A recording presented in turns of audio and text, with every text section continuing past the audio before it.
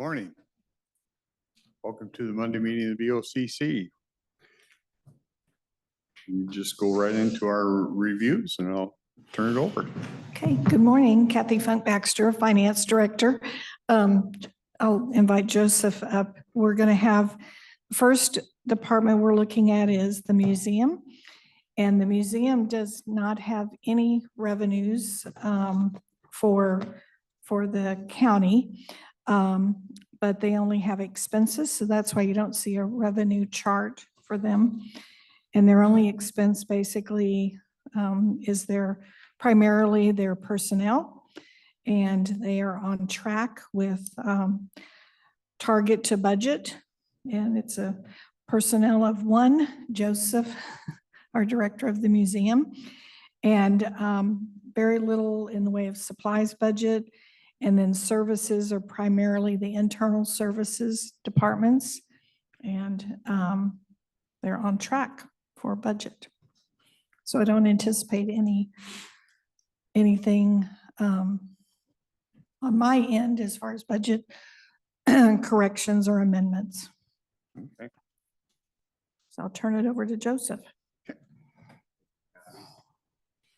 Thank you, Kathy. Joseph Gavednik reporting for the museum. I'm the museum director at the Cowlitz County Historical Museum. I included a brief PowerPoint slide because at the last meeting, I wanted to have an opportunity to explain the relationship between the Cowlitz County operation of the museum and the Cowlitz County Historical Society, which is the other half of the partnership. As Kathy explained, the budget with the county is for personnel, and also the county pays for the maintenance of the building, which is a county-owned asset as well. The society pays for 3 part-time staff, a curator, office manager, and educator program person, as well as does the exhibits, owns the artifacts, has done a capital campaign about 20 years ago to expand the building, and has a lease on the building to operate and maintain a museum until 2052. As the museum director for the county, my employer, I'm also the executive director of the nonprofit Cowlitz County Historical Society. So the nonprofit society staff do report to me, and I have authorization to access funds for the society to benefit the museum. So this is a wonderful relationship that the county has with this department, with the Historical Society. And generally it's about close to a 50-50 match. Sometimes it fluctuates a little bit, and you'll see in the next slide here, I have some bullet points here that just very briefly illustrate the relationship. So the county owns the building, the county takes care of the facilities, the custodial services are subcontracted, the utilities for the building are covered in the lease, and the in-kind rental lease is through 2052. Museum director's compensation, and then the phone and the computers are covered by the county, which amounts to about 45% of the operating costs for the museum. And then on the other side, coming in from the nonprofit 501c3 Historical Society are the staff, the exhibits, public programming, which includes adult, youth, family. It's about 55% of the operating costs. It depends on how which accountant you want to talk to and how they want to structure the in-kind rent allocation. And then we have about a little over 37,000 artifacts and over 1 million images in the archives. And like I had mentioned before, the society did a fundraising project to expand the footprint of the building by about 100%, to actually double the size of it in 2003, which is where the lease agreement originated from.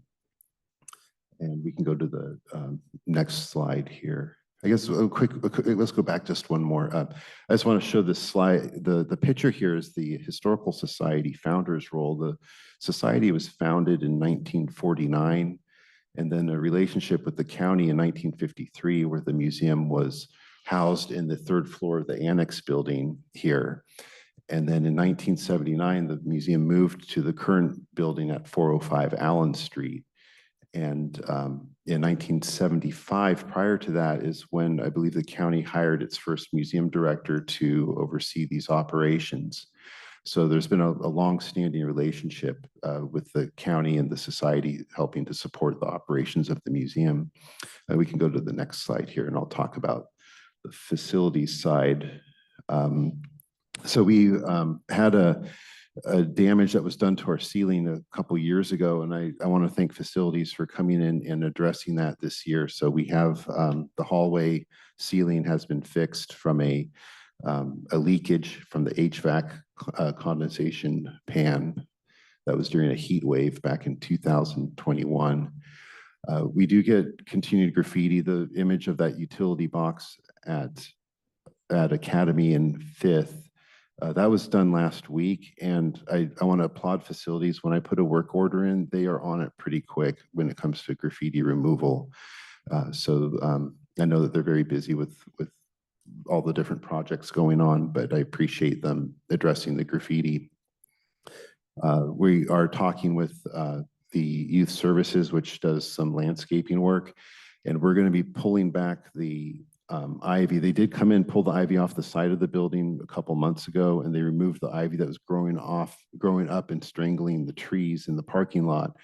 Now they're going to come in and create about a 2-foot wide path around the building to keep rodents and other pests from wanting to congregate around the side. In fact, just yesterday I saw a rodent run across the aisle. So the pest management company did recommend removing that cover so that they stay away and stay in the bushes and away from the building.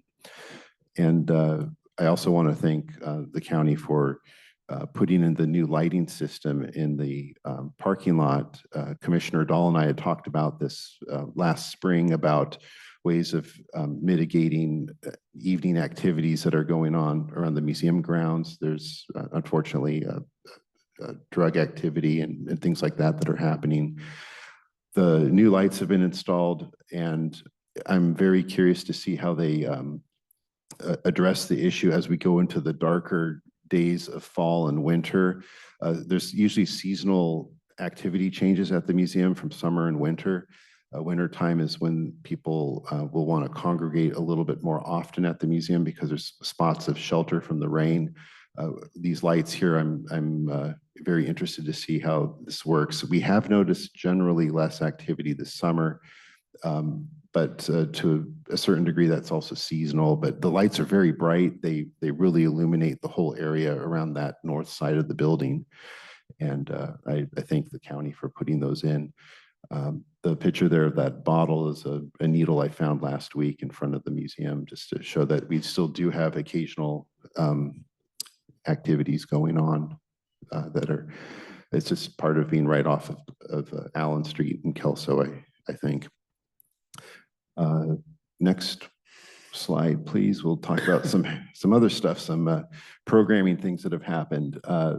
At the Cowlitz County Fair, we interacted with over 1,500 people at the Bush Cabin, and we did a first-time jail fundraiser as a beta test to see how that would work. And we locked up City of Longview's Mayor Spencer Boudreau, and there he is in Cowlitz County's first jail. And so that was a neat event to try out. And now I've got a lot of people that want to participate in this jail lockup, where we match different people together, and then people online can donate money to lock somebody up if they want to. And it's a new experience. We hadn't had access into that building until last year when we did a cleanup of the Bush family Bush cabin grounds, and we're able to open up the rusty bars and get in there. So it's now a new spot for photo ops. We had a first time downtown Kelso partnership with the Beers, Bites, or Bites, Brews, and Brothels, which is part of the Kelso Business and Community Association that organized it. Sold out event. There's been interest in having another tour. And so we went around downtown and showed off all the buildings that were still in existence where brothels had existed, or the locations where that happened. And it was very well received by the sold out audience.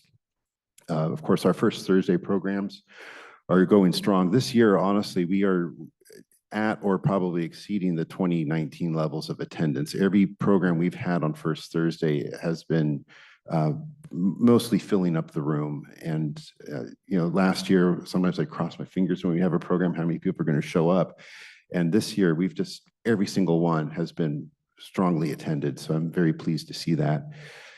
This summer, we also had a partnership with the Children's Discovery Museum, which, as you all know, is relocating to the Catlin School, and they're closed right now. And so during the couple months of their closure, we opened up our temporary gallery to have their exhibit so that they would still have a public interface with the community. Also, we've done this before about 6 years ago when they moved, and it brings in a whole nother audience into the museum. We've had a lot of families and children in the museum this whole summer. I'd say more so than when we did this 6 years ago. So that's been a really good partnership. And then the picture there with the Kelso police car, that was during the ice cream social we did to kick off the partnership. It was during the summertime.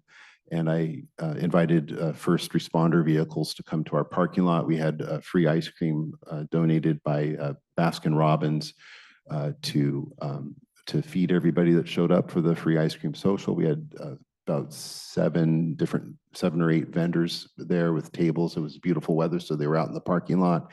And we had about 200 people show up for that event. And then next slide, please.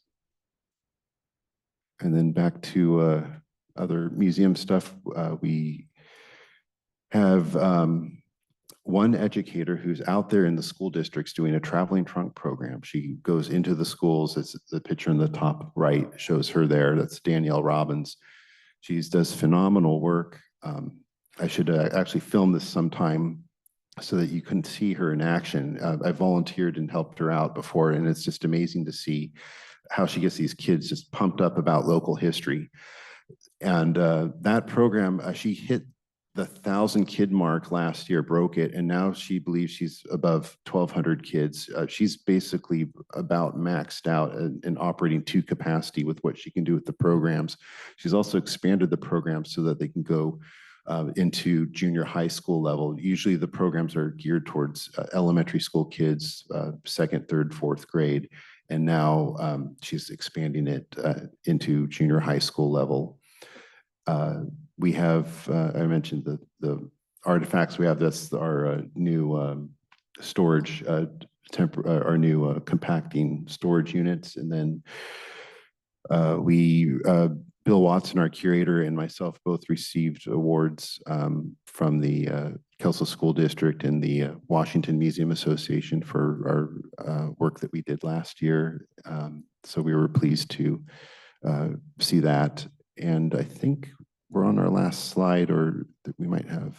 Yep, that's it. I think I'm going to open up for questions if you all have any questions. I also am going to do a more detailed description of activities that have been going on at the meeting next month, the department head and elected official meeting.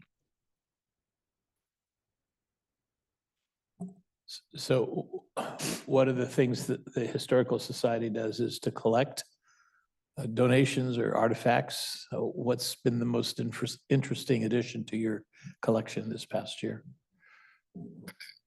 See, most of those go through Bill, so sometimes things slide through that I don't find out about until the end of the year. So at the beginning of the year, our very first Thursday program in January is what we call staff picks. So we pick our favorite artifacts that came in the year before. And so that's usually when I see the whole list. As far as stuff that is coming in, you kind of got me at a loss a little bit, because I'm trying to think of the most exciting object that came in, and usually they go through Bill. So you'll find out in January. Come to our first Thursday program. I'll have probably 3 or 4 of them picked out. Good. for that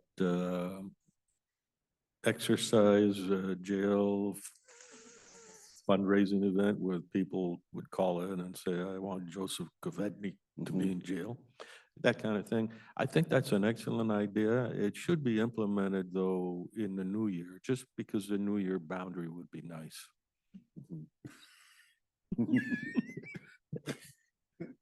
I was a competitor in that one, actually, in this one that we tried out. Oh, But, you were? but apparently, Mr. Boudreau got the most donations.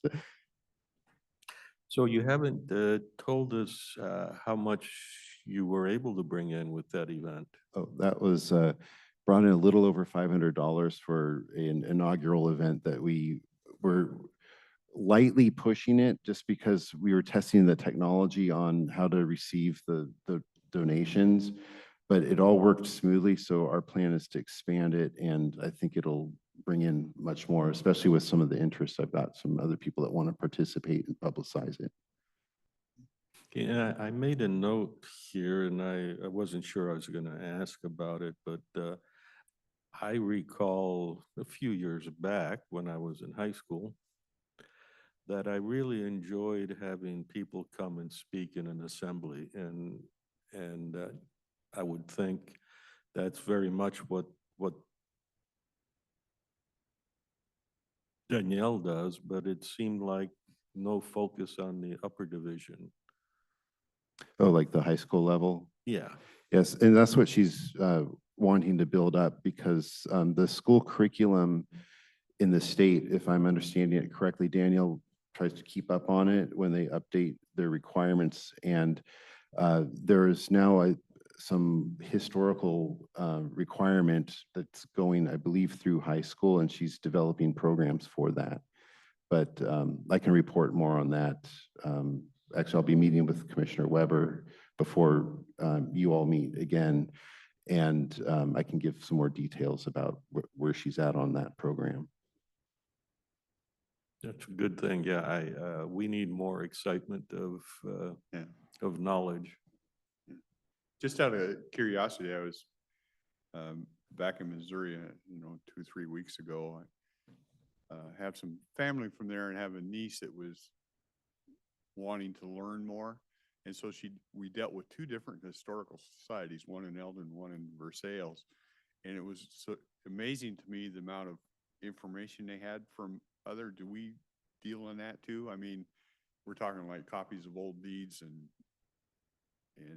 pictures and newspaper articles and just family related stuff. So we have a lot of material, and like I mentioned, we have over 1 million images in our archives. And so if you come to want to research anything, we have people that come in quite often to ask about an old house that they bought, and they want to see if there's pictures of it or other information. So we do have some of those records. We have a lot of cemetery records too. So if people are wanting to research cemeteries, so we are in a repository and archive of all kinds of community information. And then with between the museum and I'd say Public Works and Building and Planning and the auditor's office, we probably all have that combined information. We have a lot of times we had people from Public Works come to our office to look at old maps, and sometimes they have old maps that we want to look at. I just found it quite amazing, really, that they'd have these. You say, okay, you want books on this family or whatever, and they're able to pull all this stuff out and go, wow. And we have lots of family histories in our collection. And then our historical quarterly has an index. And in fact, Commissioner Weber has been actively working on this index and updates it periodically. And so you can look up if there's a specific family you're interested in. If they're mentioned in our historical quarterly, which has been published since 1959, it'll be there. Yeah. I think that's a tool I wasn't totally aware of, but my niece obviously had been working with these places and was, so, yeah. Yeah, if you go into Bill's area, the curatorial workroom area, it's an easy place to spend a lot of time in research. More fun than the internet, I'd say, because you actually physically have stuff there. Yeah. More fun than the internet? More fun than the internet, because it's three-dimensional. It's not a screen. What do you do about the Candy Crush urge? Well, fortunately, I never got into those Candy Crusher games. I don't know how to play. I have never played it, but It's weird. That's one thing. I never got into video games. In my generation, so many kids my age, that were my age were all into video games, and I somehow it just I was too busy digging in the dirt and putting chicken bones in the ground and then digging them up the day later, pretending I was an archaeologist. oh, I bet you do the crossword.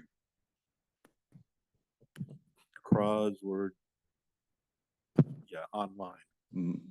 I haven't done those either. Yeah. You haven't done any crossword Cha- puzzles online? No, no. Chances are you travel the Oregon Trail a lot. Yeah. That's one of the more, used to be one of the more popular video Oh, okay. games, right? Yeah. Mhm. Okay, Thanks. Thank you. we appreciate what you do over there, at least. Yeah, thank certainly you. I do. I think that's a great asset for our community, so It- thanks it- for your work on it. Appreciate that. Yeah, it's a wonderful public interface. So many people come in, and people from out of town, we're often the first representation of the county when people come in, and we have a table with all kinds of information about local attractions. So I appreciate that you all value the work that we do, and that we're an asset to our community. I've always appreciated the historical exhibit on the history of the county seats that is down in display cases in the main entrance to this Mhm. building. Yeah. In fact, old keys to the jail, I think. Yes, they are. I think they're there. Yeah, And I'll follow up, Commissioner Mortensen, on Danielle's development with the high school programs. I'll connect with Dennis, and he'll Yeah. report back to you all. and the commissioner hasn't tried to break into your building? Not yet. Not since the last time. Thanks, Joe. All right. Thank you very much, commissioners. I had forgotten about that. I didn't.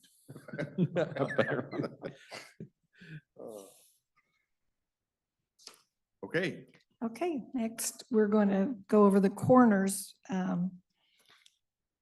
budget management review. And we'll go back to, Good morning. Hello.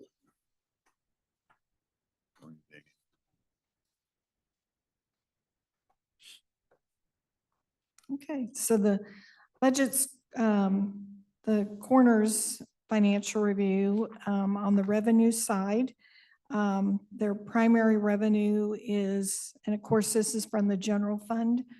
So their revenue coming in is their reimbursements, their state reimbursements for autopsies. We are actually ahead of where we had budgeted. So we may need a slight budget amendment for the rest of the year. But I think they only do billings twice a year to the state. And then for goods and services, I believe that budget is primarily where they have, they charge for use of their facilities. And so those, both miscellaneous and goods and services are smaller budgets, but I don't anticipate any issues on those two budgets needing any kind of budget amendment or anything, so. So you went a little more quickly than my feeble brain can. Okay, handle. sorry. The other financing, can you address that again? On the revenue side, Yeah. Am I looking at the revenue no, side? I think you're, am I don't have looking at the revenue. anything. Are you looking at corner? Are you looking at my report or are you looking at her general, this one? Thought we were talking about budget, man. Oh, that's elections. I think you're on elections. There you go. Yeah. Whatever happened to, Did you have, are you missing the corners? There it is. I thought I saw coroners. That's elections, that's elections. Ah. Dana's fault. She hit it on me. Oh, okay. Okay. thank you, Sorry. Armand. No wonder I was not tracking. Okay. Okay, and there was a comment about being paid by the state for the Yeah, autopsies, the right? intergovernmental is primarily the revenue that comes from the state reimbursement for autopsies performed. Now I'm tracking. Thank you. Okay. So is there another billing going out this year, or did we already have our two? Yeah, no, so we've received, and I'll get into that, but 42,000 to 4480 has already been received from the first part of the year.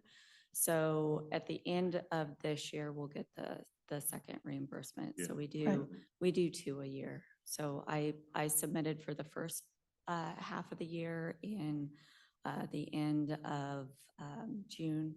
So July, I submitted for that, and that's where the 42,000 to 4480 came from. And then February 15th is when I submit for the second half of the year.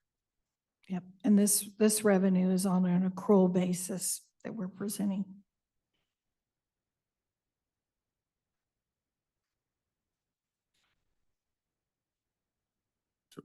Accrual, I mean, you're anticipating?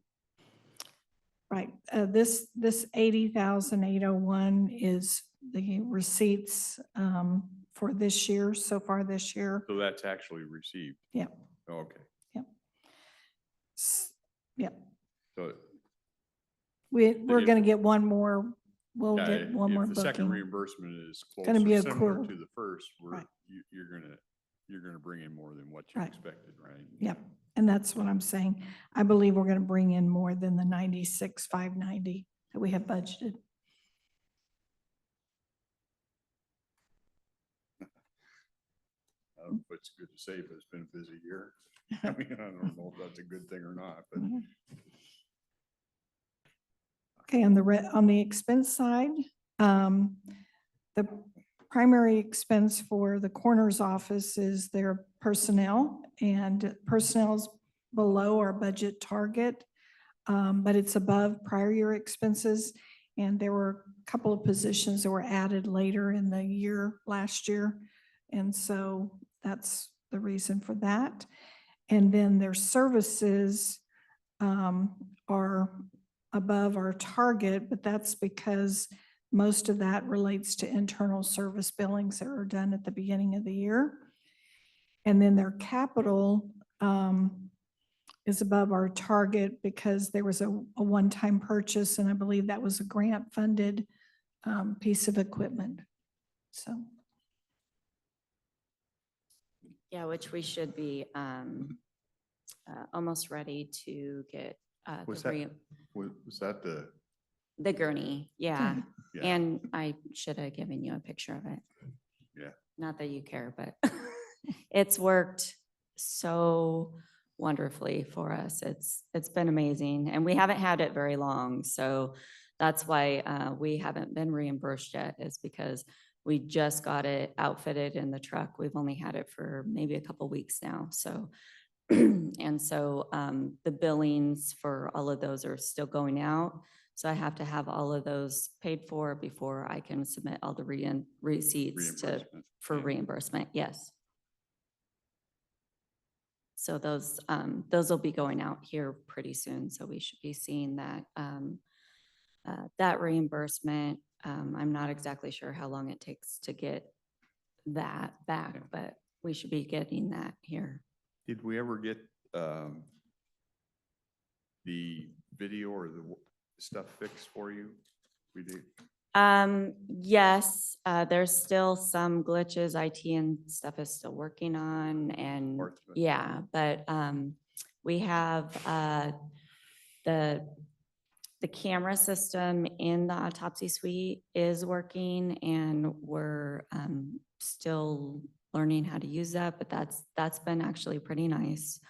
There's other things that are way above, you know, what we use. But we're kind of starting to tinker with that and figure those things out. So, yeah.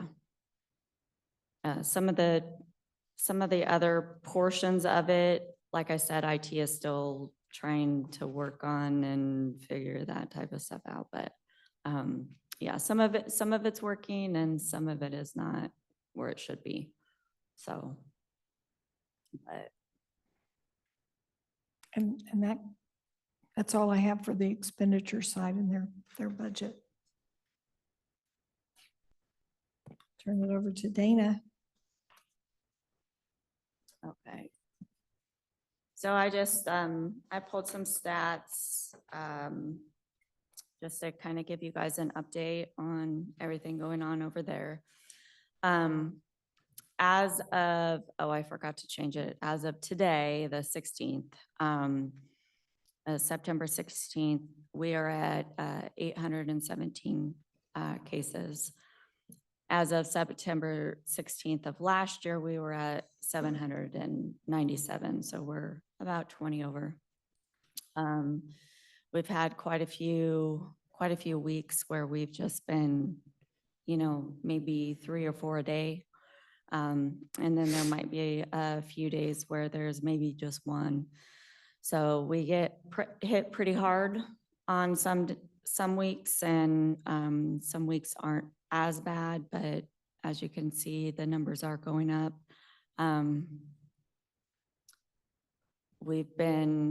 Lately we've been seeing a higher amount and a steady increase of elderly deaths. I'm kind of looking into some aspects of that. And I'm going to have kind of some stats on that. I'm kind of working on that, but that's in the works right now. So autopsies, we're at 58. We have 3 going on right now today.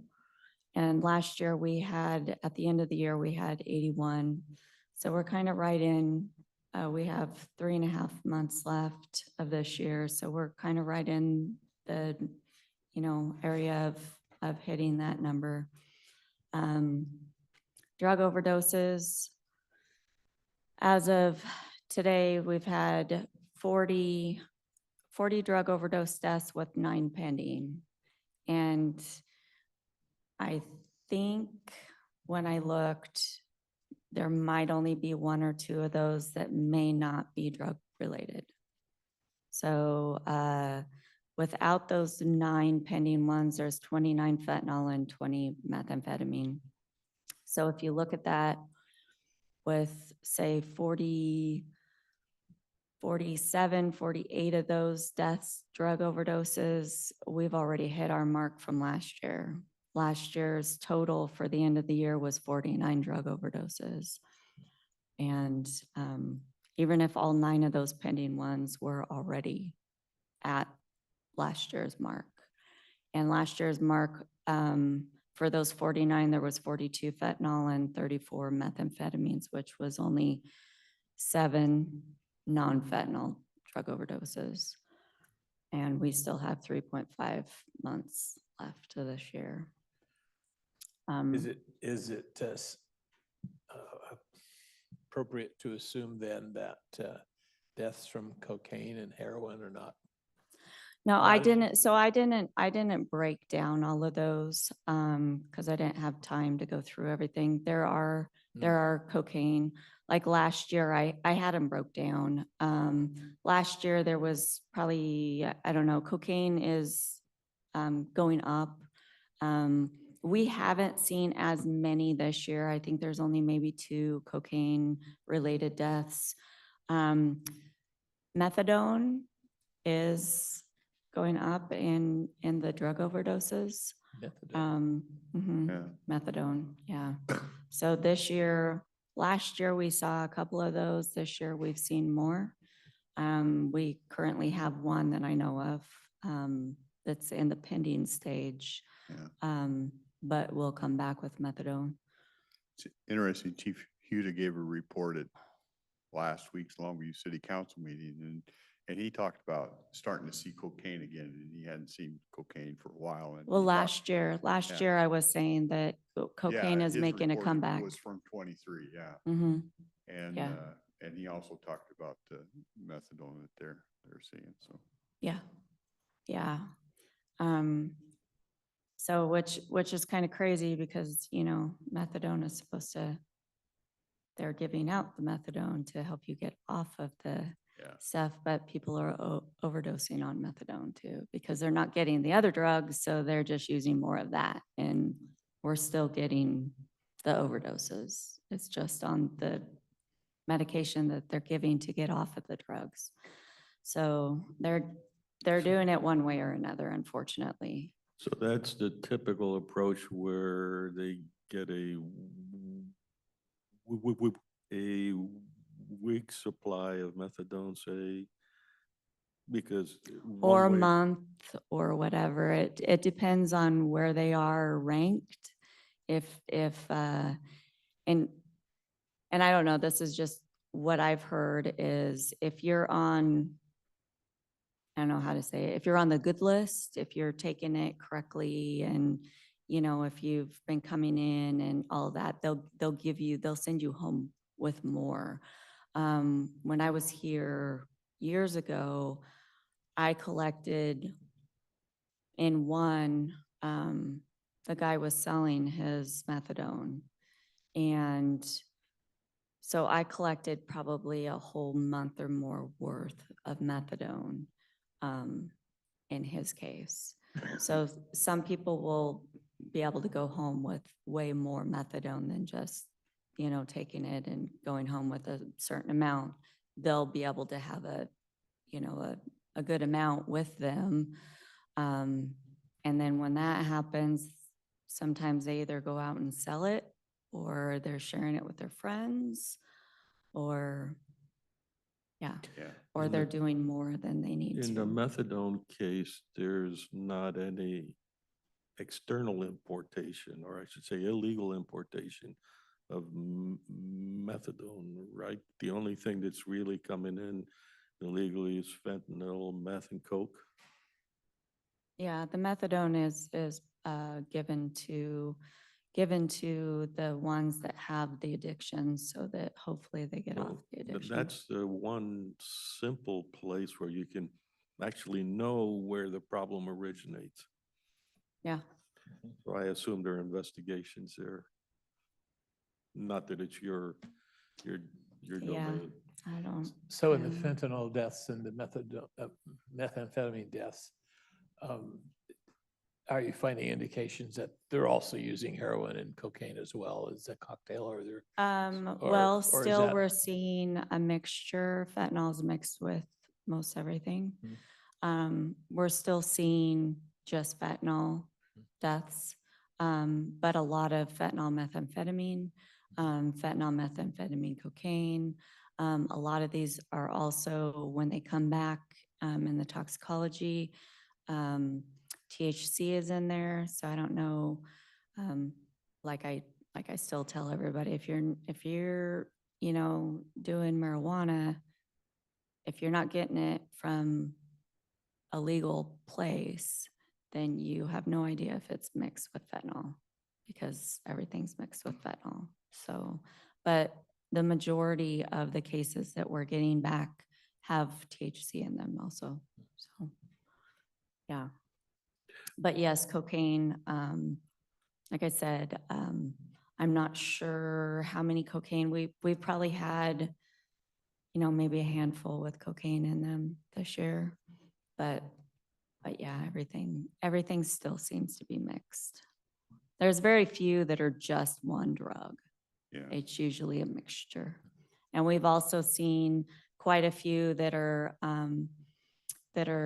prescription drugs and stuff where they're just overtaking them. As to last year, I don't think we had any just prescription drug overdoses. They were all illegal overdoses. Are these primarily IV No. ingested, if you will? So and the majority of them, a lot of them we're not seeing with hypodermic needles anymore. A lot of them are, so with methamphetamines, yes, we'll see that. But with the fentanyl, fentanyl is coming in pill form and powder form, stuff like that. So a lot of that is just ingested or, with powder. Yeah. They could be snorting it or they could be smoking it or, And the age group, I was surprised to learn about it, I don't know, maybe it's a year ago now, that the in the 70s 50-year-olds and, were kind of the peak. oh yeah, and it well into the 70s and 80s. We still get overdoses into that, so.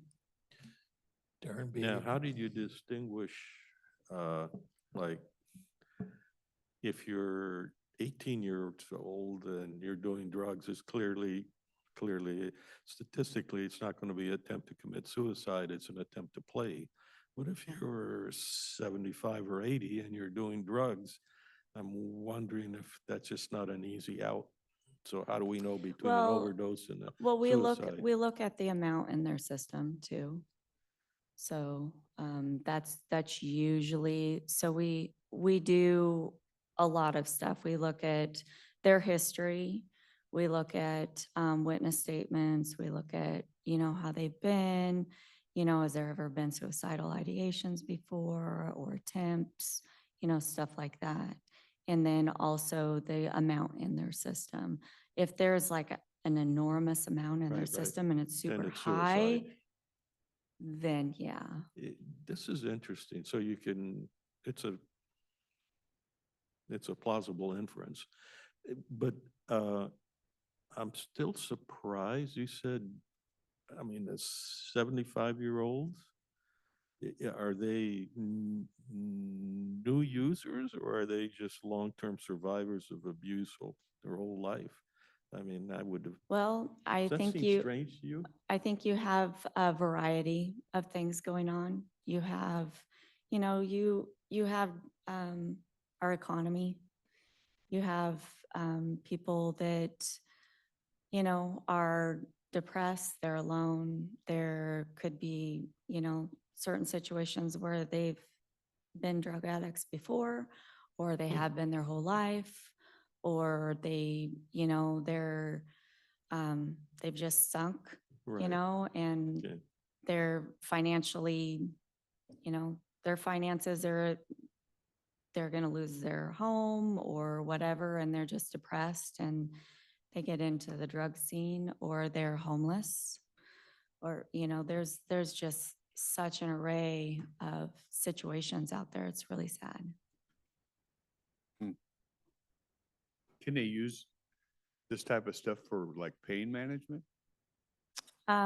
Yes, Is- well, as it gets fentanyl, harder for fentanyl people to get- is, an actual drug that they use, in the hospital and Hospitals. stuff like that, and it's a pain management. Yeah. That's really a good question because, You really clamp down on some of that. well, pain management is something just about all the old people have to deal with. And then a lot of old people in pain are not in the best of health. So Yeah. what's the average lifetime now? 75 or 76? And it would take a little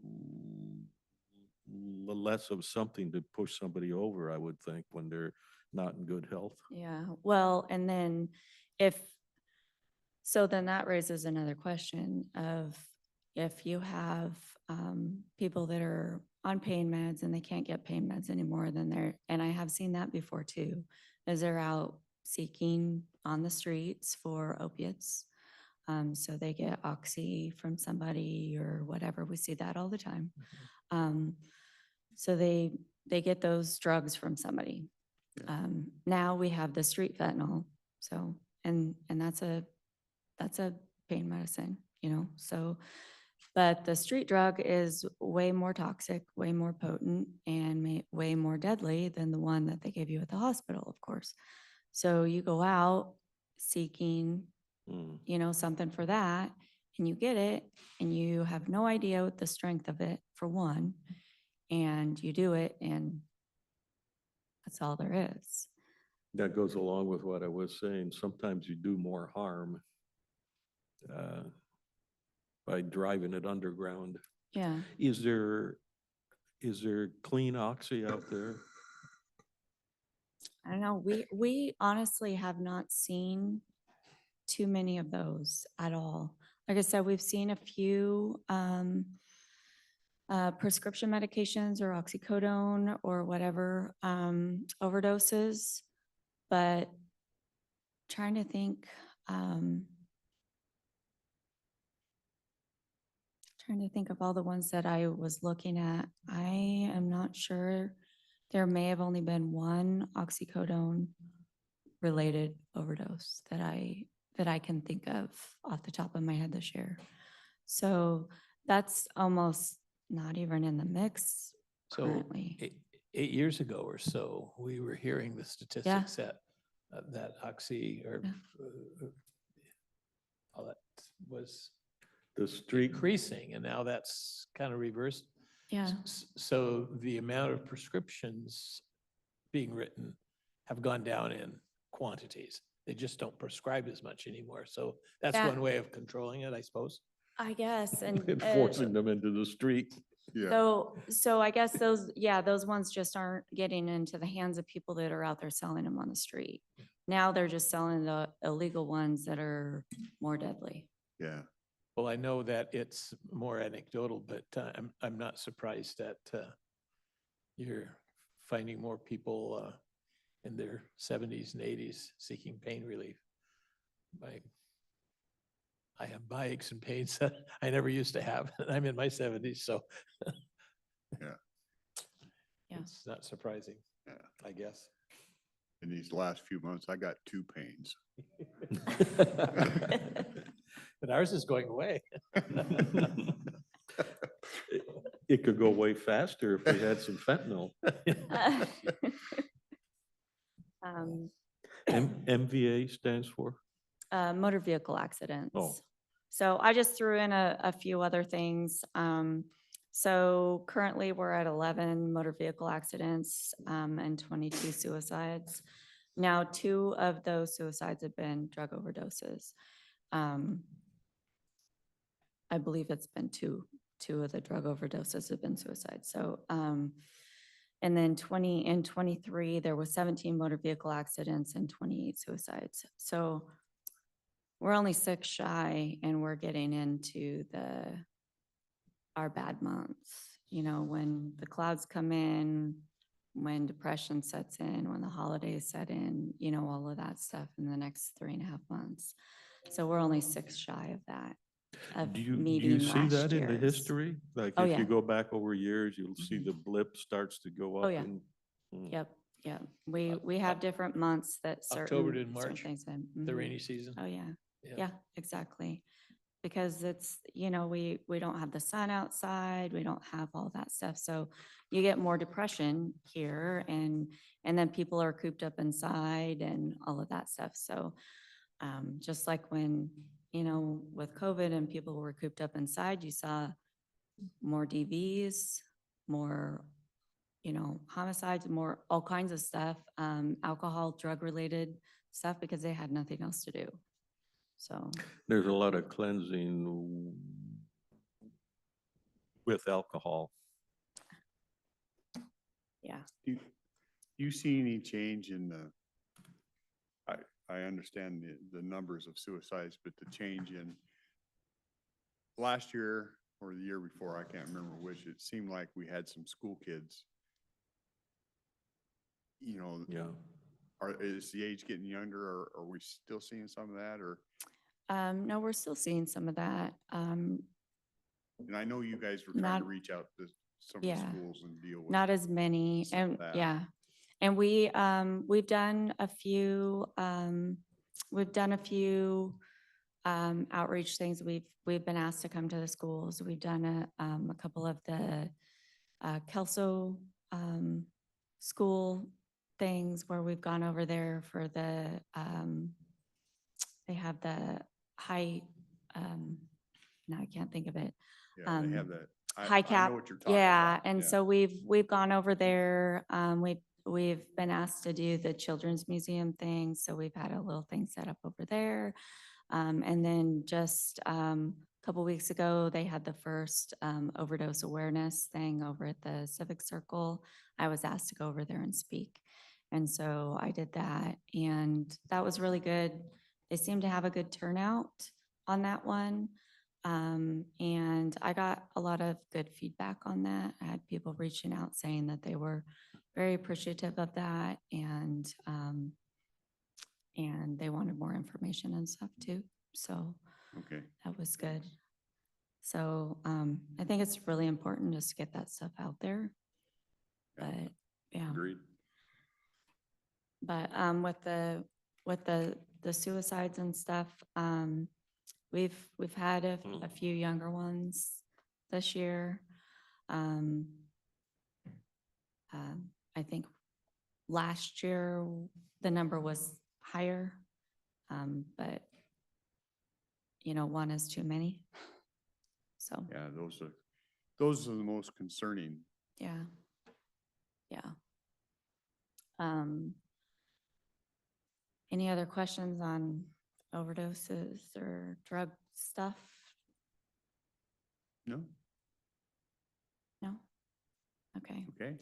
So I know our revenues have kind of changed a little bit. We did really good last year on our bringing other autopsies and stuff in. We had a lot of other counties utilizing us. This year, it's kind of dropped. A lot of the east side has been utilizing an agency out of Las Vegas. So they seem to be a little less expensive for them. And then they've all kind of teamed up together and they fly them in and then they take care of like all their autopsies. So we're not seeing them utilize us as much. We still have Pacific County and Wahkiakum County that we're using. But as from, last year we did 40 out of county, autopsies. Yeah. And that brought in the county quite a bit of revenue for the use of the facility. As to this year, we've only had 12, from the two counties. So that's kind of, taken a dive, which is really good for the other counties that they can get those services a lot quicker. But for us, hasn't been as good. But we do have a few other options that we're looking at. I've had some others come to me regarding some options for maybe something like that, not autopsies, but some other things. And then I'll be probably talking to you guys about that more once I find out a little bit more about that. But it seems like a good opportunity for the county to utilize the facility that we have over there for other things. Also, there's a new RCW out there, 361630 had been changed starting January 1st, 2025. It prohibits the prosecutor coroner counties in Washington from being a prosecutor coroner county. I don't know if you guys have heard that or not. So basically that tells the prosecutor coroner counties, which is on population, so 40,000 and under our prosecutor coroner, that they can't be the prosecutor and the coroner at the same time anymore. It eliminates that starting the first of the year. So either that county, which is also Pacific County and Wahkiakum County, are both prosecutor coroner counties. So that eliminates their counties from being both. So that puts them in a position that they have to either look at a closer county to do an interlock agreement to share that, or to appoint a coroner into their county. Well, that raises a lot of issues for them, population wise, all of that, financial wise stuff for them. It's going to be really hard for them. Also, for the stipulations on corner offices and all of that, they have training that they have to pay for. They have to be accredited. They have to, all of that type of stuff. Financially, it's going to be very cumbersome for them.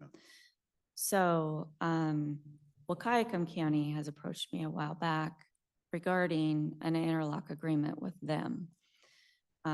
So we've been looking at that, seeing how we can work that out. That would mean I would become their coroner also. Cowlitz County would absorb Wahkiakum County, which I will be talking to you guys more about once we kind of figure all of that out. Is that, they're a statute county, so don't you have to live in Cowlitz County to be the coroner for Cowlitz County?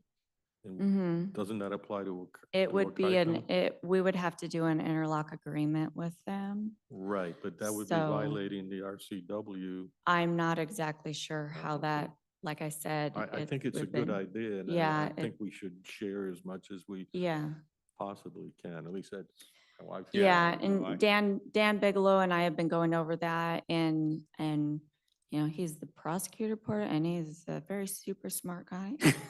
So he's like trying to get all this and because some of the other counties have been looking at, well, can't they just appoint me? And then they've looked into that, and no, per this, they're like, no, they can't just appoint you back as the coroner, because this is exactly what this is saying, is the prosecutor can't be the coroner anymore. So they can't just appoint you as the coroner to appoint a coroner. So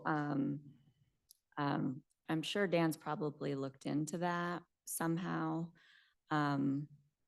But yeah, I'm not sure. We're still looking at all the other things. Mhm. And with Wahkiakum County, they're like a little under 5,000 population, and they get like about 10 deaths a year or so on average. So there's multiple ways we've talked about how we can do that. And I don't think it would be too much more on our side, because really the distance there is no more than us going to, say, Cougar or something like that either. So we've been looking at multiple things, and we've helped him out all these years anyways. I don't think it's going to be that much of a difference. So in anticipating what may happen when you propose the interlocal agreement that comes to us, we need to make sure that Cowlitz County prosecuting attorney has been involved in the Yes, development of it. and he is. Okay. Yeah, we're all, Okay. and risk and everything. I've been kind of everybody's involved in that, kind of looking at everything. So, yeah. It almost feels like one of those things from the state that we're here to solve something, but we created a bigger problem on the other side. Yeah, and they're all in a scramble, because with them, they're so small, and funding wise, it's like you're gonna appoint a coroner, but it's gonna be kind of like a part-time coroner. So they're gonna be like 24/7, but on part-time basis, and it's kind of like, how do you really do that Yeah. anyway? So. Creates a burden for them for sure. Yeah, exactly. So, the way Dan was looking at it is, our office is accredited, we're all established. All of, we've done everything here. They've already worked, they work with us. We do their autopsies here. It's just, figuring out number wise and stuff like that. And it'll be a little bit more for them, yes, in the beginning and stuff, but in the long run, it would actually save them And money Pacific too. County is probably working with what, Grace Harbor County? I think from what I hear, Pacific County was planning on um, appointing a coroner. Oh, they're on So, corner. Okay. Yeah, A little bit farther away. That's kind of tough to Yeah. have somebody on call out there. yeah, exactly. So, One last item. Yeah. Maybe to the earlier section. How are we doing on the contracts for the autopsy providers? We had, I forget the gentleman's name. I remember Dr. Laxima, but I don't remember. Dr. Nelson, yeah, yeah. We contracted him for up to a certain. Yeah, up number. to 60. Have we So reached that in his Um, case? we have not reached that yet, but we still have 3.5 months left too.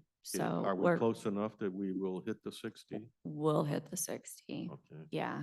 And we're at the, what did I say? We were at 58, and that's because Dr. Luxina had done quite a few in the beginning because Dr. Nelson was in the hospital. So, you know, Dr. Luxina is there for those type times or whatever, but yeah, we'll reach our 60 by the time the end of the year hits, especially with what we're at, so. Just occurred to me, you're probably not allowed to do an auto autopsy, An auto autopsy? right? In other No. words, Dr. Nelson in the hospital couldn't do an autopsy on himself. Oh, no, I, no. I'm sorry, it's just a strange mind. I have to live with it. You mean a Zoom autopsy? Yeah. Yeah, no. So, Okay. any questions or anything that you can think of that might be of interest to you for me to look into statistic wise or whatever that, I hope not to see you too soon. yeah, Or is it the other way around? I hope you don't see me too soon. yeah. I think what you've been providing, I think we're good with, yeah. Okay. It's kind of a somber thing that we come in and discuss, but I enjoy the information and I enjoy the discussion, so I always appreciate it and thank you for that. Yeah. Thank you. Actually, quick question. How's Yeah. the occupancy of the refrigeration capabilities? That was highly overbuilt at one point, but we thought it was the right thing to do. No, it was a very good thing to do. I'd rather have too much space than not enough because there's times where, so in the cooler space, we can hold 44. We have 44 racks, and then not to mention tables that we can put in there. We can probably put 5, 6 tables in there also. And we've had, we haven't had 2 capacity yet, knock on wood, but we've had it pretty full. And then when funeral homes get full and can't come pick their people up right away too, we tend to get pretty full pretty quick. So Have you used the truck yet? the truck Yeah. with the new gurney? No, the truck with the, Oh, you're talking about the trailer? yeah, the trailer with No. all the cooling and all that. No. That's still plugged in the yard. It's still in the yard, but we did, I had them put a plug in because there wasn't anything to plug it into. No. So I have gotten that and I am looking at, so that might be in our budget for next year. You might see for our mass fatality structured plan that I'm working on. It doesn't have a generator on it. So we're looking at that. So that might be in for next year's budget. But I did, That last one, could you repeat? a generator for Okay. if we did need it, there's nothing to really power it for very long. Public Works has one that's pretty nice that I think you can borrow. Okay, well, I was talking to facilities and stuff and they said that, that there was one over there Jason was going to be looking at like costs and stuff to have one actually Yeah. mounted on there if needed. So that was just something I was looking into, but we do, there was no place to plug it into. So we did go ahead and get one taken care of on the building. So then it's behind our fence and where it's secured and all of that stuff. So it doesn't have to be anywhere else. So that's been taken care of. Little things like that, looking at little things that weren't done, that needed to be done. Yeah, and that was one thing that we didn't have. So we went ahead and finished that. Yeah, we did have to use a generator for the first time when the power went out. Although nobody knew how to use it.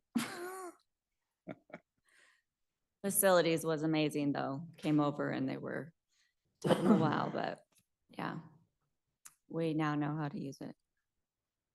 So that's good. It's the best facility in the state, isn't it? Well, Not the largest, but the best. yeah, well, I think it's a pretty good facility. Okay. Yeah. Yeah, Okay, thanks, Dana. thank you. Thank you.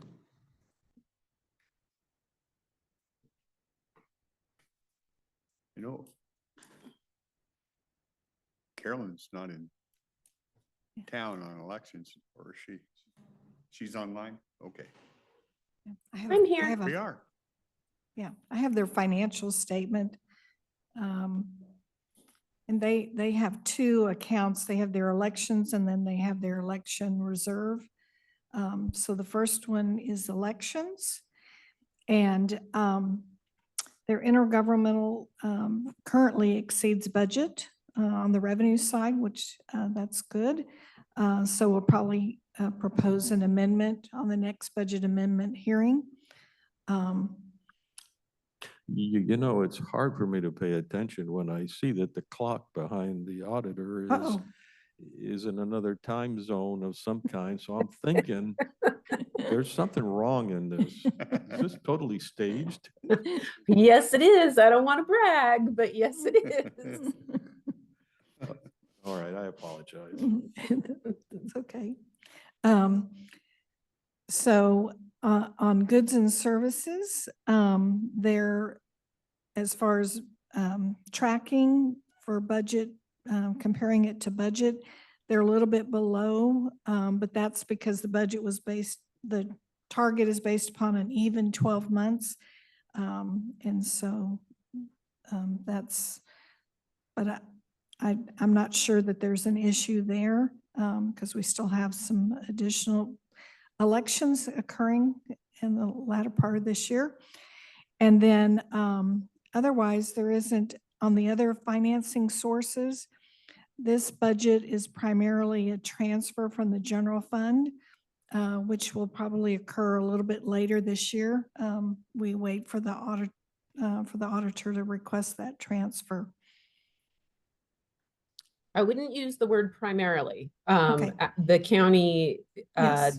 has a general fund contribution, which is actually very small in odd years. And our entire budget is funded mostly by, or completely by those actively involved in elections. And then the cities share allocation for voter registration. So county has a share, but it's not primarily funded by the county. And what you're seeing on my revenue right now, the only elections that we have billed for this year is the presidential primary. And we bill for that simply because the state mandates that we bill within 30 days. Otherwise, we add all of our expenses for the entire year. And each of those elections, even if they occur in the spring, they share a portion of those yearly expenses. So we do that at the very end of the year So you're not going to see my revenue until late December or even early January. Can you clarify that a bit more? So the only revenue that you're seeing right now is for the presidential primary that occurred in February this year, and that small $6,500 grant that I got. So the rest of the revenue that, you know, isn't there, that isn't appearing, you won't see that revenue come in until the very end of December or beginning of January, because we can't charge those costs out until we have the whole year's invoices. That's the part that I find a bit strange. So if I'm a municipality and I had an election in the spring, I may not know how much I'm gonna have to pay you until the end of the year? That's exactly it. And that's What I thought I because, heard. Ouch. yeah, well, they're used to it. So this is how it's written in the BARS manual and in state law. So they're used to it. And it's specific. I can't make up expenses. Say something happened and maybe there was a disaster like a flood and our equipment was damaged. If we needed to replace something like that, that was election equipment, each Yeah. election that occurred over the course of the calendar year would share in that cost. So we wait until the very end of the year until all invoices have been received before we send out our bills.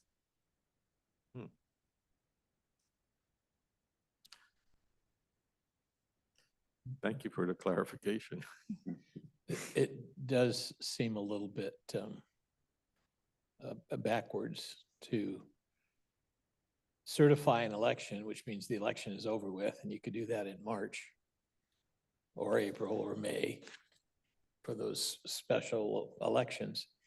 And they get free service basically for the balance of the year. And Yeah. I don't understand why the state thinks that's a smart way of maintaining finances.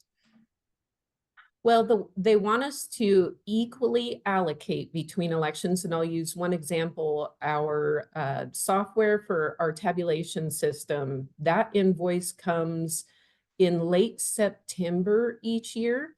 And so, you know, we have an idea what that is, but not the exact total. So until we get all the exact totals in and know what challenges we will face throughout the year, we don't have those invoices to account accurately until the end. But yes, the school districts are in close contact with me and other jurisdictions that participate regularly in the spring to make sure that they have good estimates for what those costs are. So it's primarily the school districts, because there aren't too many other special levies. Every once in a while, a fire district will. I think we had a transit district election. EMS, fire, yeah, those are the usuals. And fortunately, those represent a fairly low level of the costs compared to a presidential general election. Then we're not looking at huge numbers, but it still seems odd that they get free use of our services for so many months of the year. I don't know that I would say fairly low. It seems like everything is very expensive these days, but you know, I like to refer to election costs as turning on the lights. As soon as there is a call for an election, whoever triggered that election automatically assumes an equal portion to the yearly essentials like the tabulation and a certain amount of staffing costs. So, and it really is expensive. I wish I had better news on that end, but it is crazy expensive. How is equal defined in this case? So we allocate, say I had 4 elections in the year, 2 spring, 1 primary, 1 general, and my just my tabulation software maintenance bill was, say, $40,000. I think it's roughly 3740, somewhere in there. I take that 40,000 and it's allocated equally to each election. So they all share in that cost, not based on the size of the election, but equally between the elections.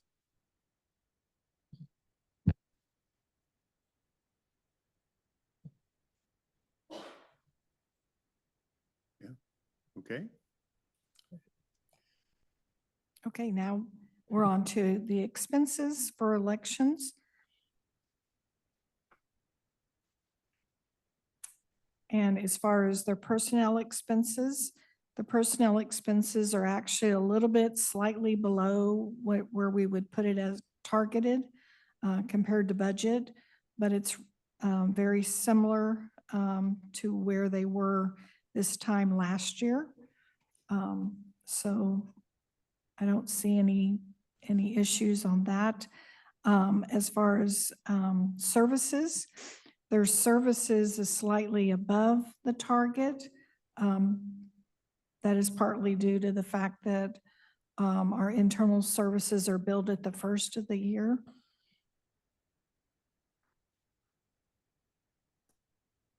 And I don't think there's any other highlights for their expenses. They have budgeted 4 positions that are currently filled.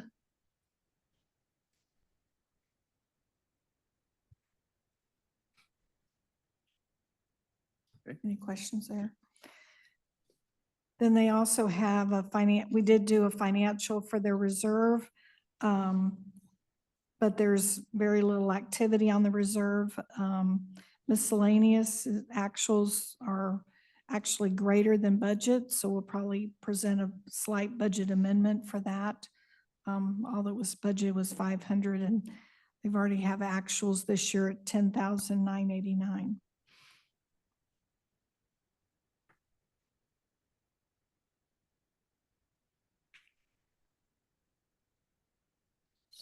So this capital reserve, you're not going to see a lot of activity again because this is the 15% overhead that by law I'm allowed to charge on all expenses. It is my emergency fund in case it can only be used to purchase capital improvements and technology.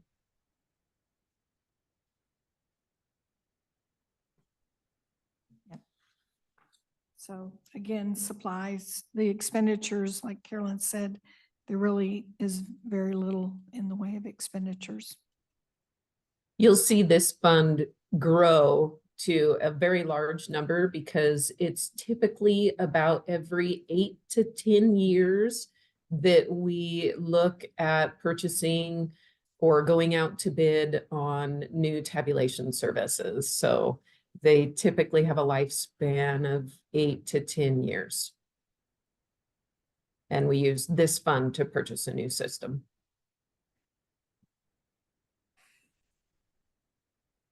I'm told things become much less important as they move into the new year.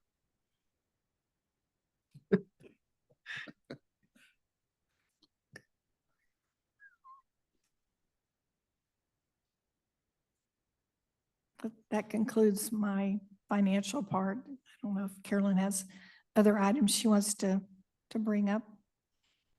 Yeah, I didn't put together a slideshow for you guys today, but I did want to follow up on the recount since it's been certified now.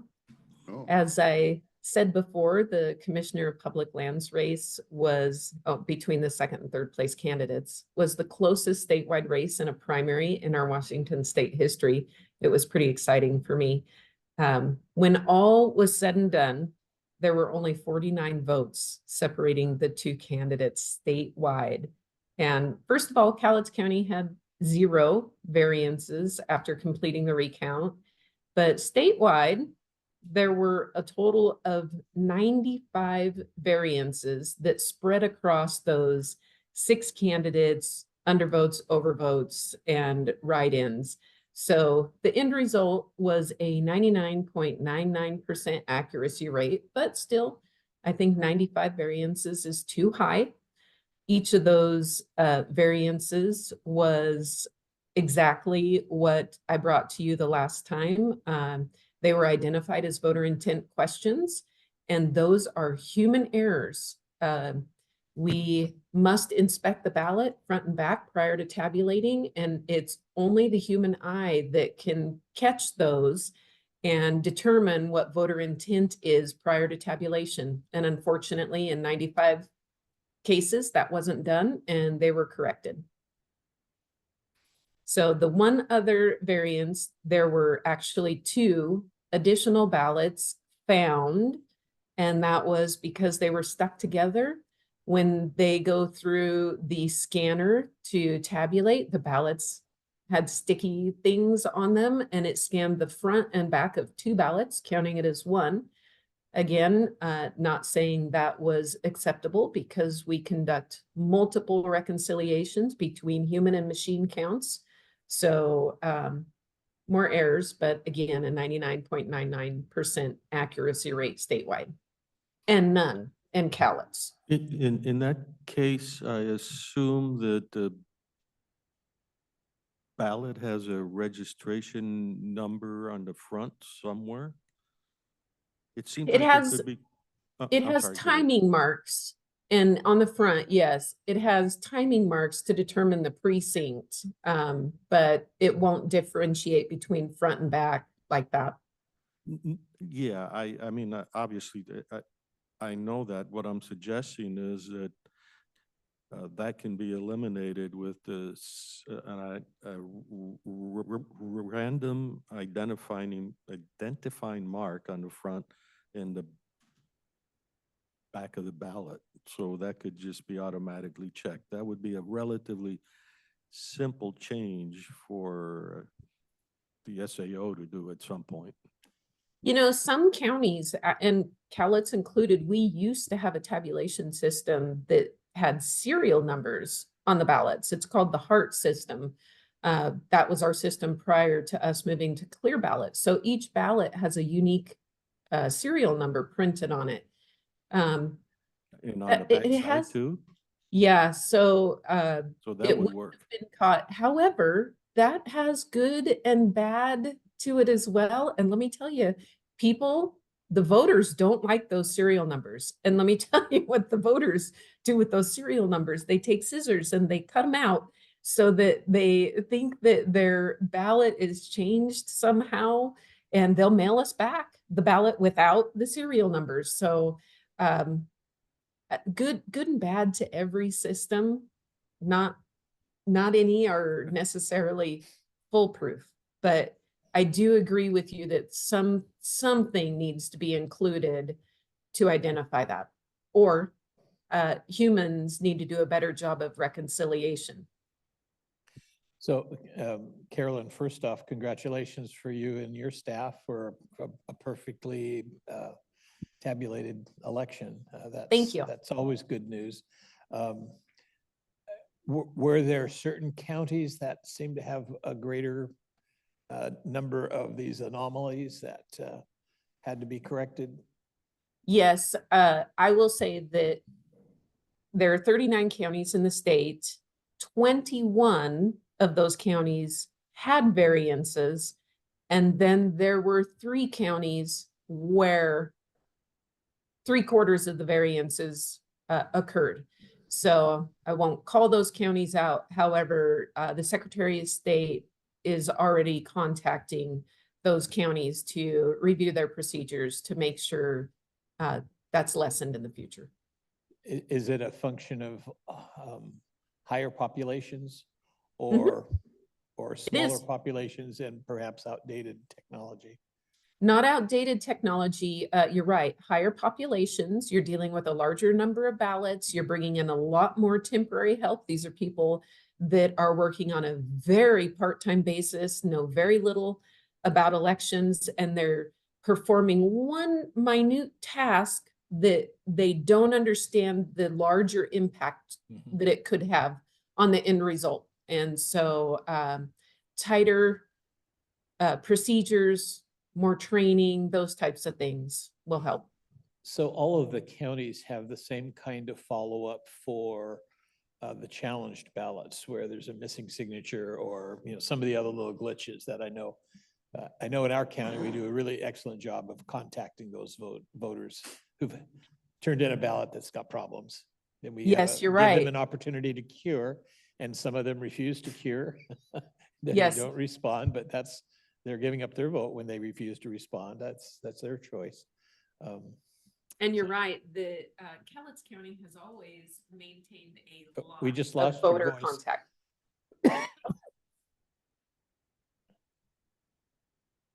Can you hear me now? Yes. Okay. Cowlitz County has always maintained a lot of voter contact. But as we saw after the big SAO audit of challenged ballots, they took a lot of our best practices and made those mandatory statewide. So this primary was the first election in which it was a requirement now for all counties. And it was a lot of work. I'm not gonna lie. But it's a good thing. Voter contact is a good thing. And I'm not sure if you have read the headlines or not, but I know that the GOP has served King County with a lawsuit regarding that challenge process. King County uses an electronic system that I don't believe is used in any other county to assist with correcting those challenges. Now, it is legal, it is in statute that a voter can correct that electronically. Dennis, if you're on a cruise and you voted your ballot, you were diligent to returned it before you left and forgot to sign it, or the signature doesn't match, there's, you know, that we want to make sure that you still have the ability to cure that. And so we would accept an electronic image of your signature. However, King County uses a particular piece of software that other counties don't. So that is currently under scrutiny. I'm not sure how that'll turn out, but it's something to watch. So that means you can't print the ballots up yet until that court case is determined? 'Cause Actually, no. No, it doesn't have any bearing. In fact, we sent our ballots to print this morning. Doesn't have any bearing on the printing of ballots, but this would be the way that King County alone processes those signature challenges. So it'll be one to watch. And then I had two things that came to me this morning, believe it or not. I had two bulletins, one from the FBI and one from Homeland Security that I wanted to pass along just so people are aware and diligent. The first one is from the FBI. They're noticing an uptick in people posting fraudulent information out there, trying to undermine the process. What they're doing is requesting voter data, which we all know is public information. Any one of you can request all of our voter registration information at any time. They're posting it online saying, see, I hacked into the system. It's been compromised, and that's not true. So I just ask people to be vigilant. Call the elections office if you hear something and you're curious or have questions. And unfortunately, I got a post from Homeland Security that they are monitoring a lot of social media chatter that is encouraging people of various methods to tamper with ballot boxes in the upcoming general election, which include, well, I'm not gonna list off all the ways the bad guys can interact with our ballot boxes, but I just want you to know that, you know, be alert. Let us know if you see something like that on social media. I've already contacted all of our local law enforcement officials. I work very closely with the chiefs in each of the cities to let them know that this is what's going around social media, and asking them to take additional patrols around our boxes. And I am looking at putting cameras on the boxes, but let me tell you, that is a tremendous lift if you think about what Wi-Fi am I going to tap into, whose post am I going to install that camera on, and you know, permits and things like that. I'm going to have to work with legal to get some good agreements together and see how that can move forward. But I think it's a good idea.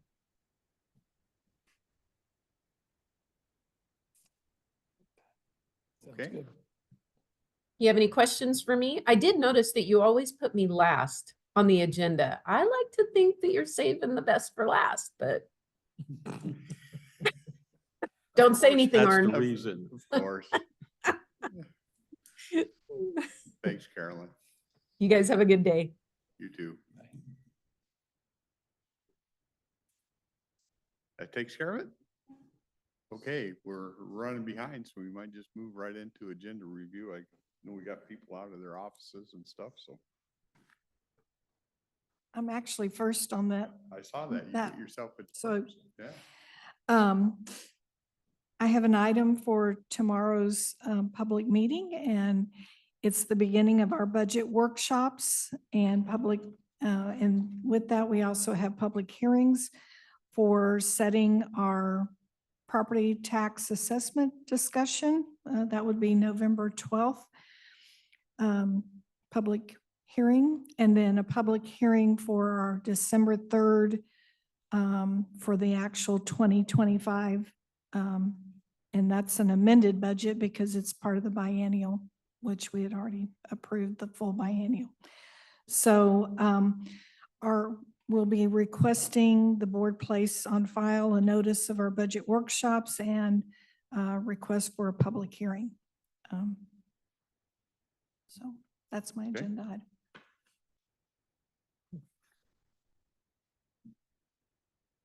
Corrections.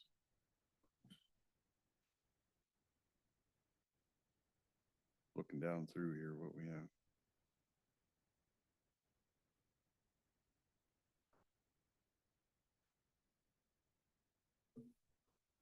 Morning, Commissioners. We on the agenda for tomorrow, we have an amendment with our Washington State DOC contract. This amendment simply allows us to charge or bill DOC for the last day of incarceration, which in the past hasn't been the case.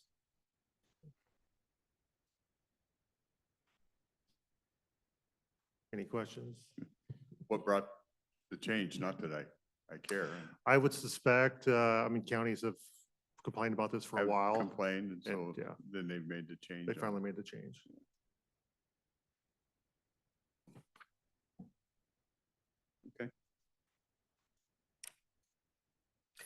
You were there that whole time only for the 3 minutes or 2 minutes with apologies. No problem. Thank you. Thank you. I don't see, oh, there she is. Sorry, Jennifer, I didn't. Wasn't trying to overlook you. It's easy and short.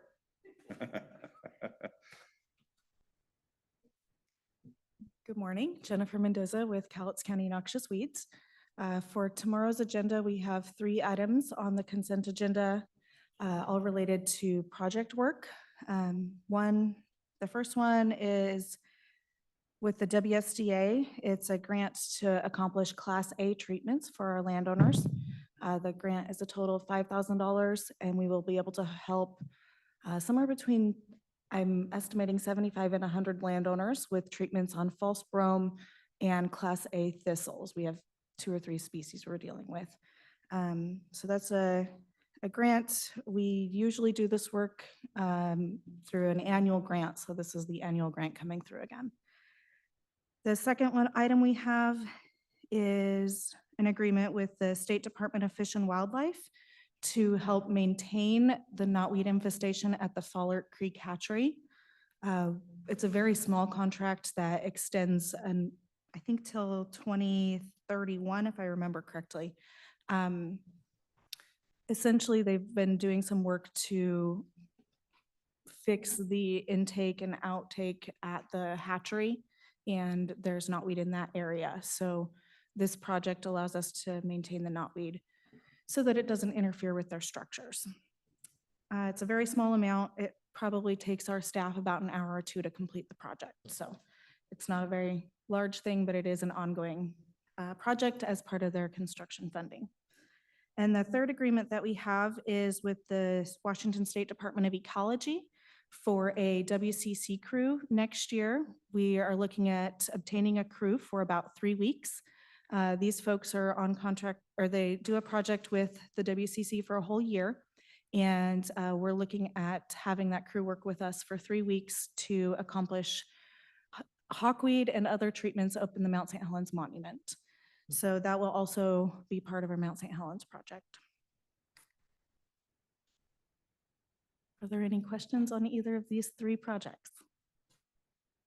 Is the Conservation Corps crew a new program that you've applied for? Have you been using them over the years? We haven't been using them directly. The DNR has sponsored a crew to work with us for knotweed, and that's been going really well. And so because we've liked the interactions with that crew, we applied for our own crew to help with our monument Okay, project. so that is a new, I was It is a new thinking I hadn't expense. seen that before. Yeah, Okay. it is a new expense for our program, but it should be completely covered through our Mount St. Helens grants.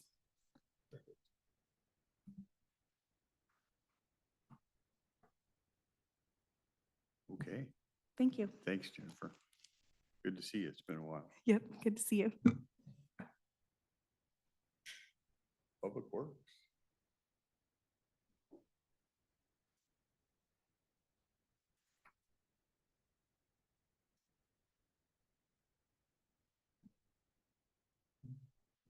Good morning, Commissioners. Savannah Clement, Public Services. So today I have one item for facilities. It's on the consent agenda. It is our contract agreement with Department of Enterprise Services in conjunction with MILIG to provide that investment grade audit. Just as a reminder, the board did give Mike Moss the approval to sign this back in August. So this is just making sure it's on record.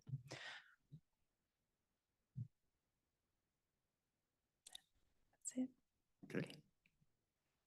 Susan Eugenis, County Engineer. I have on the consent agenda the contract completion for the Slide Creek Road realignment that was completed by Compass Construction in June.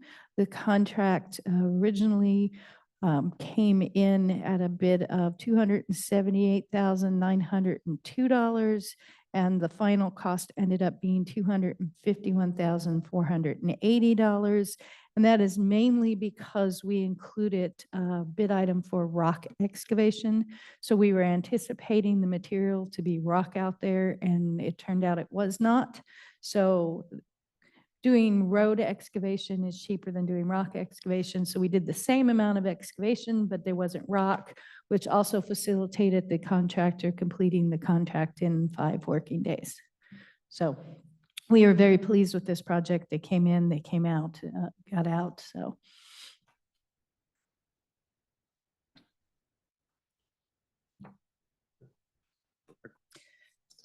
Then the other 2 items that came through Public Works as a pass-through were the Diking CDID number 3 and the Drainage Improvement District number 1 budgets for certification. Both districts are keeping their assessments pretty much status quo to maintain their ongoing work and projects that they have out there.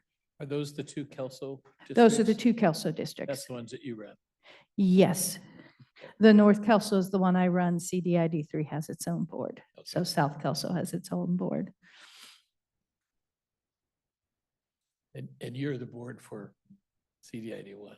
Yes, for Drainage Improvement District number 1, yes. You, the board, appoint a county engineer to be the sole supervisor of the district.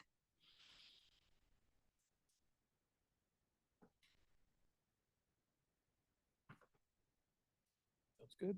Okay, thank you. Thank you.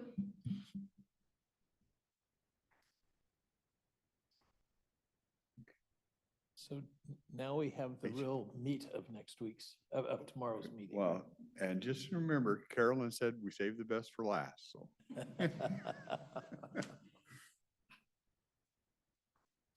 You gotta be careful, because now we've got public works staff mad at you. I know it, I know They're it. not the best. Hey, good morning, Gina James, Health and Human Services.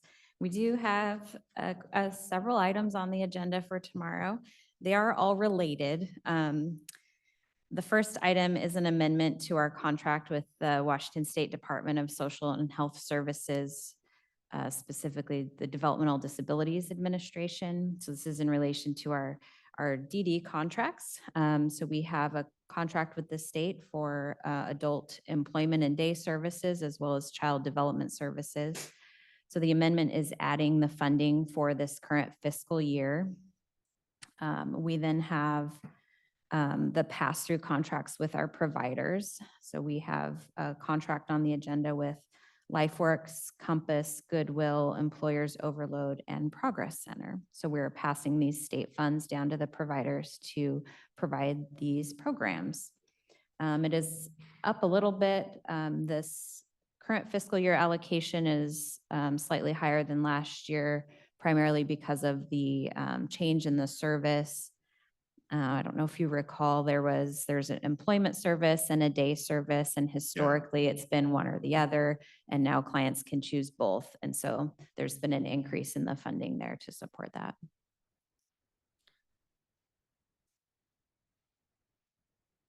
So I have a pretty good understanding of the operations of the different programs, except for Compass Career Solutions. That's $250,000 a year. Mhm. What do they do for that $250,000? So they have clients that they serve. They have individuals that they serve in both employment and day programs. So they serve about 15 clients in employment and 23 in the day program. And where are they housed? I mean, I thought they had a single office in the Yeah. annex and then they moved, right? They did. So they're over in Longview now. They're not too far from LifeWorks. I can't remember the exact street, but they're down over in Longview now. And so that daycare center is there as well as the job training or job sites? They do. Like LifeWorks does both. I mean, they've got some businesses Mhm. and as well as the care center. They provide some respite on site and some work opportunities. The bulk of their work, though, for these programs is out in the community and community-based settings. Thank you. So it looks like most of these are disability employment and day services until we get to the progress. Yeah, that place, Progress Center. I've often wondered, what is it that the Progress Center is able to do with a baby? Yeah, so the Progress Center can provide a variety of services. Anyone can refer a baby, could be referred, for example, from a physician or a parent or a child care center if they notice some type of developmental delay or milestone delay in that baby. It could be a motor skills. It could even be, the tracking. Understood, yeah. Yeah. So they might get referred and start to work with the family on what kinds of activities they can do with that baby or child to help increase that development or try to help encourage development in that particular area. So they really, in truth, are dealing with the mom and dad. Right. Okay. Yep, it's very family-based, so they'll sit down with the family.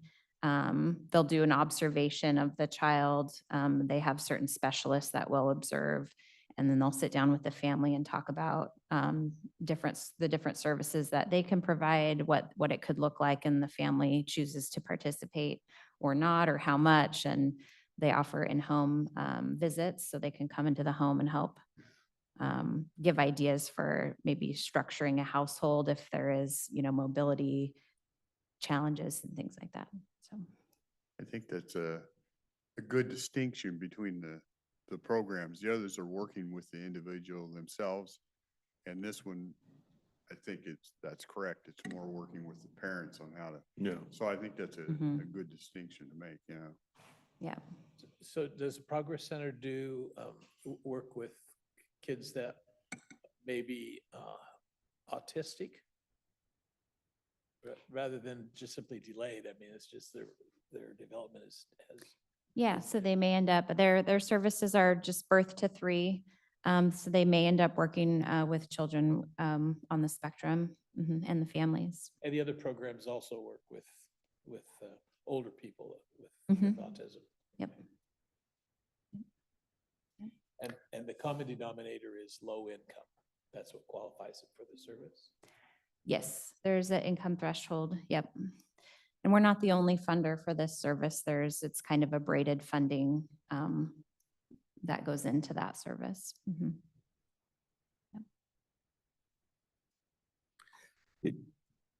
I get very sensitive when it comes to children because there's so much that we assume that oftentimes isn't true. Like, believe it or not, I am told that I didn't start to speak until after 3 years of age. I know it's hard to imagine, but so it would, these classifications in the hands of the correct people,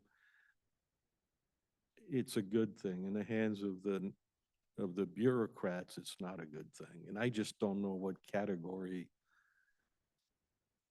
I would put something like this in. Yeah. Well, it is. Can you help me with some numbers tomorrow? Sure. It is a voluntary service that's offered, so families can choose to engage or not. It's not like a state required program or anything like that. Let me see. The Progress Center, they typically, let's see, they have about 340 children enrolled. We end up reimbursing for maybe a little less than half of who they have enrolled just because of the service. There is other funding, and if they can bill insurance for any of that, they will, things like that. So, and it is just that birth to 3 age range, and hopefully they're, transitioning into a preschool or other type of program where they can continue with some support. Would you be able to, by tomorrow, supply us the categories of things they see? Like, for example, if a child is blind, I know you can identify that fairly quickly, but autism is one of those things where I'm like, I'm not even sure. Yeah, I just don't know how you determine that. And so I'd like to know what categories they put their clients in and some numbers if possible. Okay, I'll see. I'm not sure if I can have it for tomorrow. I have that breakdown for the adult group, but I don't for the children's. I'll see if I can get some of that. How does, let me give you an example, phrase the question just so I understand. I know a young man and I know the Life Works and they do the dog treats, and I know he went there and worked and did that, but I also know a young man by me that did an internship at like a horse farm or a person's farm to work with animals. Okay. So, and I'm assuming those type of stuff would be eligible through these, but say this horse farm or this farm have to be registered somehow, or how do they tap it, or is it more based on the individual? So it's very much based on the individual. It's also, they'll look at what type of job the individual wants to have and what skills that they can help build, so it's applicable to the type of job that they want to have. So they could do some skill building at a horse barn, for example, that would, cleaning out the stalls or whatever it might look like, feeding the animals, caring for the animals. That wouldn't necessarily, they can do some of that skill building. It's called job development. So they can do some of that skill building early on to help prepare them for an actual job. When it comes to getting employed, then they have to be employed just like you or I would. So it has to be a business. They have to get a paycheck. I mean, all of those things. And so They wouldn't be able to, for example, be like paid under the table through Right. this program.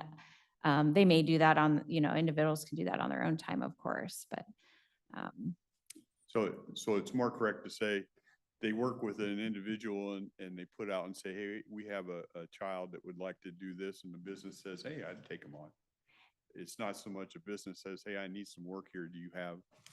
it can happen both ways. So they can, sometimes businesses will customize jobs depending on if they notice they have certain tasks that can be performed by somebody else. They might pull those tasks and look for a supported employee to be able to perform those tasks.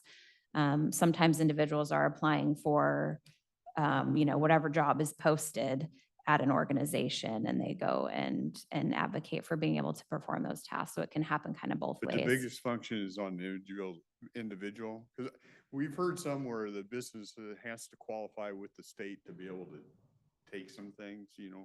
Oh. I mean, but this is really more based on the individual. This is more based on the individual, and the business through this program doesn't get paid. It's, this program is providing the support for the individual to be able to do their job tasks and get a job, and hopefully maintain that job. So as long as a business is licensed by the state, as a business and employing employees, then an individual could be hired. We have about 50 local businesses that have someone hired with this program. So it's pretty neat. And this money can also go to pay for, what do we call them, the job coaches, the Mhm. adults who are by the disabled person Mhm. to assist, Mhm. depending on this type of skills they're able to do. Right. And the business doesn't pay the coach. This program would pay the coach. Correct, right. Okay. Okay, thanks. Okay. I just recall remembering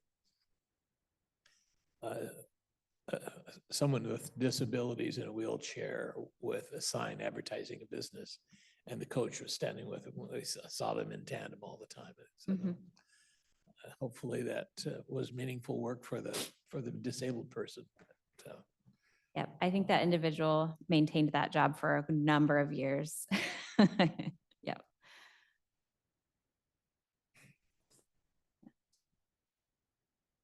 Anything else? Any other questions? Okay. Okay, Thanks, thank you. Tina.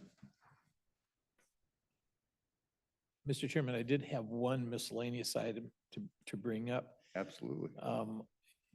On the consent agenda, you'll notice the resignation of Bob Gregory from the Public Facilities Board. Yeah. And I know we have seen an application from Claire Hauge for that position. And unless there are some objections, I'd like us to go ahead and authorize that appointment to be made. Yeah, I talked to a couple of them on PFD, and they spoke very highly of Claire and really wanted her on there. So I actually signed off on mine this morning. Okay. So, yeah. Okay. Great. Anything else, gentlemen? Okay. We will adjourn till the morning. Super.